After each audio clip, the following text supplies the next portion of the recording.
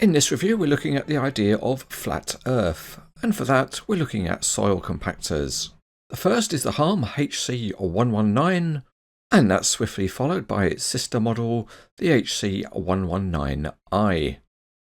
These are not big models, so let's put them on the weighbridge, and it comes in at just about 9 ounces, and that's just over 250 grams. But wait, what if one is much heavier than the other? Well, we can check that, and in fact, they both weigh the same. Let's have a look at one of the boxes, and there's the machine on the side with a few more photos on the top edge. And if we go to the end of the box, we see it's made by NZG, and there are the usual warning notices. When you're handling a box like this, all of the skill really is in the wrist action.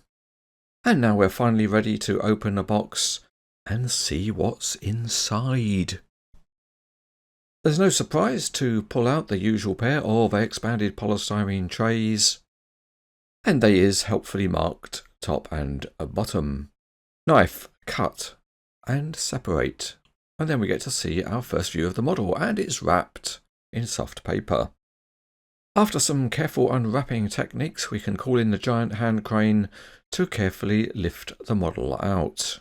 Now assembly complete out of the box, and on the weighbridge it comes in at just under 7 ounces. And that's 185 grams.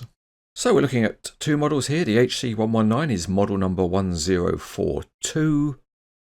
And the HC119i is model number 10421.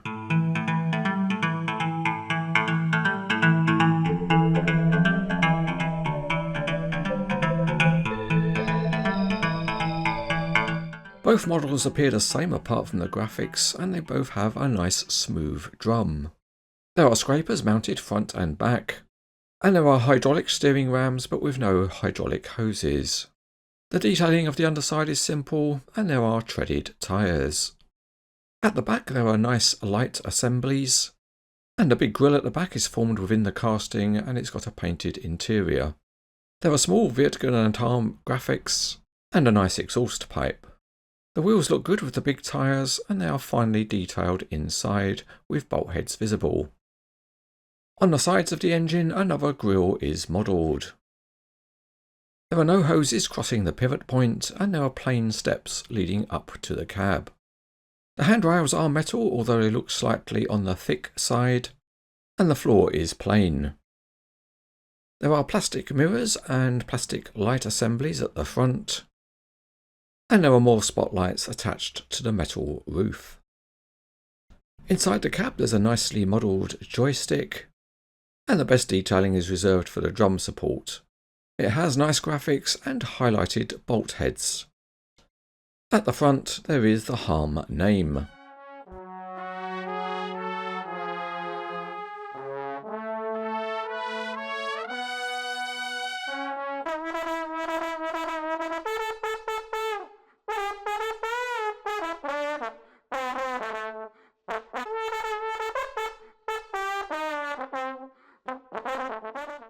Onto the review site, the two rollers arrive by special transport, and giant hand tweezers unload them.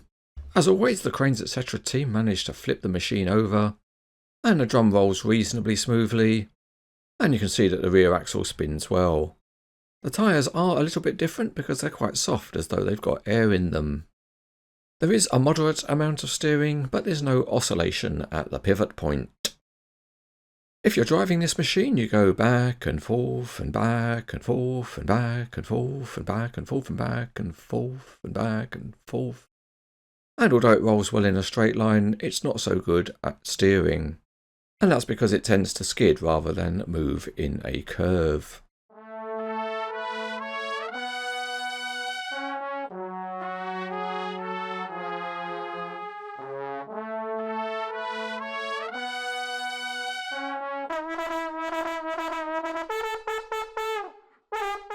These are a pair of solidly made compactor models by NZG. They are quite small machines, but they've got a nice level of detailing, with the degree of functionality being more limited.